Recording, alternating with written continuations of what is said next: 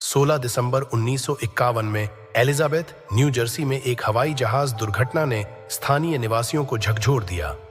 इस घटना के बाद अगले 3 महीनों में 2 और दुर्घटनाएं हुईं, जिसने नेवार्क हवाई अड्डे की सुरक्षा पर गंभीर सवाल उठाए। हवाई अड्डे के लिए बढ़ते विरोध और राजनीतिक दबाव ने अंततः इसके संचालन को लेकर एक नए मोड़ की शुरुआत की। यह लेख इन दुर्घटनाओं के कारणों, प्रभाव और उनके पीछे की कहानियों का विस्तृत विश्लेषण करता है। तो नमस्कार दोस्तों, स्वागत है आपके अपने YouTube चैनल पर। तो वीडियो शुरू करने से पहले चैनल को सब्सक्राइब जरूर कर लीजिए। तो बढ़ते हैं हमारी वीडियो की ओर। 16 दिसंबर 1951 को एक कर्टिस C-46 ट्विन इंजन हवाई जहाज एलिजाबेथ, न्यू जर्सी शहर में दुर्घटनाग्रस्त हो गया। यह आपदा स्थानीय निवासियों के लिए एक बहुत बड़ा झटका थी, लेकिन यह आखिरी झटका नहीं होगा जिसे उन्हें अगले सदमे में सहना पड़ेगा।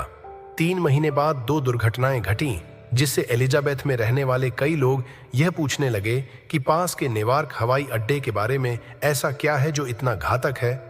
यह हवाई अड्डा अंततः नेवार्क लिबर्टी अंतर्राष्ट्रीय हवाई अड्डा बन जाएगा, जिसे 1928 में नेवार्क मेट्रोपॉलिटन हवाई अड्डे के रूप में खोला गया था।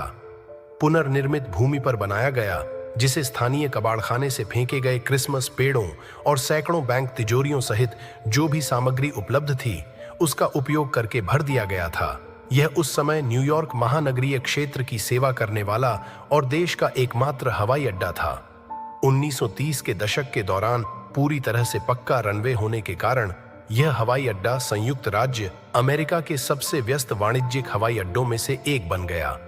हालांकि 1930 के दशक के अंत तक अन्य हवाई अड्डों के निर्माण और खुलने के कारण इसकी लोकप्रियता में गिरावट आई।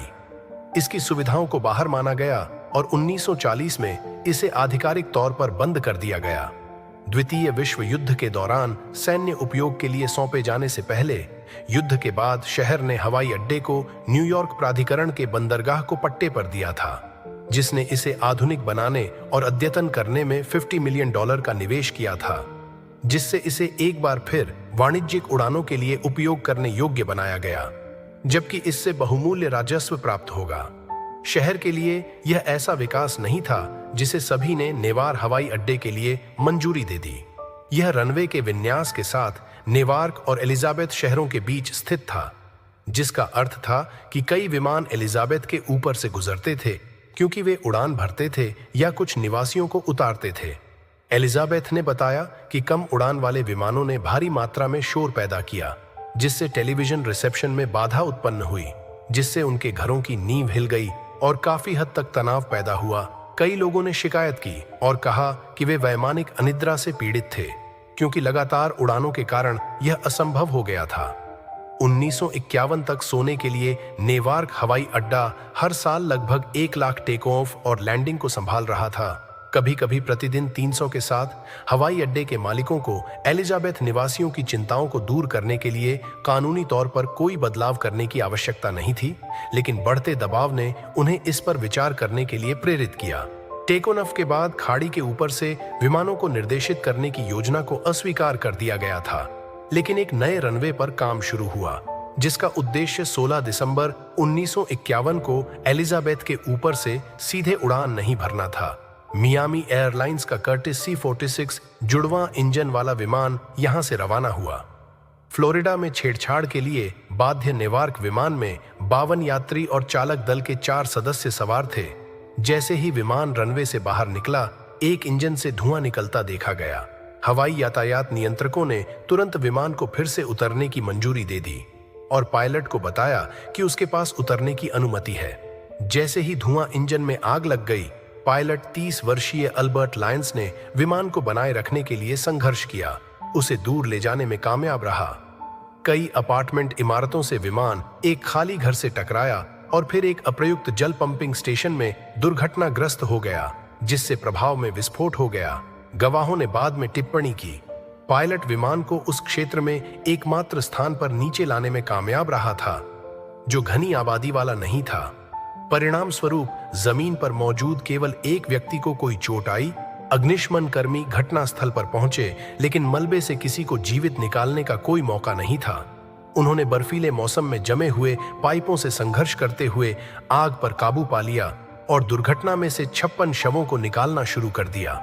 प्रभाव की गंभीरता और उसके बाद लगी आग के कारण कई स्थानीय दंत चिकित्सक पीड़ितों की पहचान करने में मदद करने के लिए मॉर्ग को रिपोर्ट करेंगे, जिसके बाद दुर्घटना के बाद के हफ्तों में सिविल एरोनॉटिक्स बोर्ड द्वारा की गई जांच से पता चला कि इंजन के एक हिस्से को एक साथ पकड़ने वाले स्टड की विफलता के कारण इंजन क्षतिग्रस्त हो गया, जिसके कारण आग लग गई, जिसके कारण इंजन की शक्ति में गिरावट आई और 22 जनवरी 1952 को अमेरिकन एयरलाइंस की उड़ान में विमान का नियंत्रण खो गया। उसी दौरान एक और दुर्घटना हुई थी। एक कन्वे CV-240 20 यात्रियों और चालक दल के 3 सदस्यों के साथ सिरैक्यूज से नेवार्क की ओर जा रहा था। उस दिन कोहरा था और कम दृश्यता के कारण कप्तान 33 वर्षीय थॉमस रीड एक उपकरण को उतारने की तैयारी कर रहा था।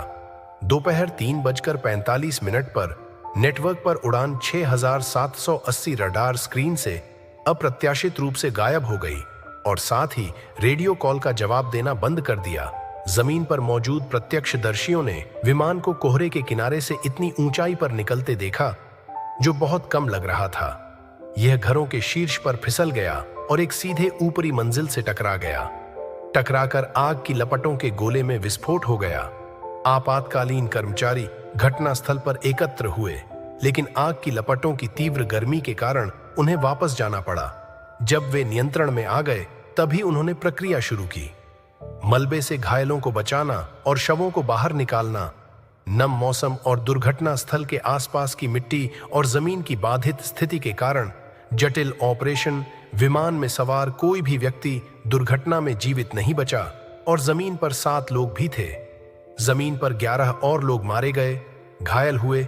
कुछ गंभीर जांचकर्ताओं ने दिसंबर दुर्घटना की जांच अभी पूरी ही की थी कि अब उन्हें एक और जांच का सामना करना पड़ा।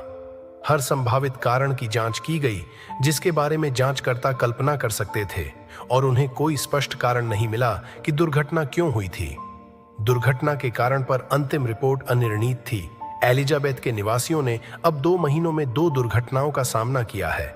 बढ़ती संख्या ने न्यूवर्क हवाई अड्डे के निरंतर उपयोग के खिलाफ कड़ा विरोध किया है और जोर देकर कहा है कि इसे या तो बंद कर दिया जाना चाहिए या तत्काल जांच की जानी चाहिए।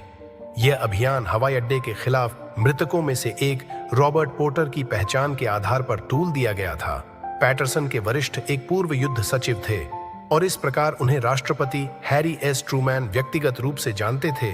उनके नुकसान ने किसी भी कार्रवाई से पहले एलिजाबेथ में घटनाओं को देश के मीडिया के ध्यान में ला दिया।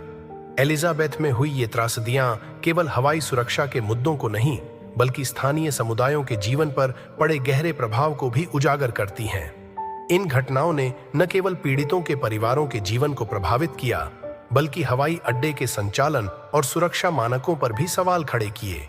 समय के साथ यह आवश्यक है कि हम इन सबक को याद रखें और हवाई यात्रा की सुरक्षा सुनिश्चित करने के लिए निरंतर प्रयास करते रहें। वीडियो को समाप्त करते हुए हम देख सकते हैं कि एलिजाबेथ न्यू जर्सी में हुई इन हवाई दुर्घटनाओं ने सिर्फ हवाई सुरक्षा को ही नहीं बल्कि स्थानीय समुदायों के जीवन को भी गहरे रूप से प्रभावित किया। इन घटनाओं ने नेवार्क हवाई अड्डे की सुरक्षा और उसके संचालन पर गंभीर सवाल खड़े किए, जिससे हवाई अड्डे में बड़े बदलावों की शुरुआत हुई। आज हम सभी को इन त्रासदियों से मिले सबक को याद रखना चाहिए और हवाई यात्रा की सुरक्षा में सुधार के लिए निरंतर प्रयासरत रहना चाहिए। तो दोस्तों, यह थी हमारी आज की वीडियो। अगर आपको ये जानकारी पसंद आई हो तो चैनल को सब्सक्राइब करें, वीडियो को लाइक करें और अपने दोस्तों के साथ शेयर करें। जल्दी ही एक नई और दिलचस्प कहानी के साथ हम फिर मिलेंगे। धन्यवाद।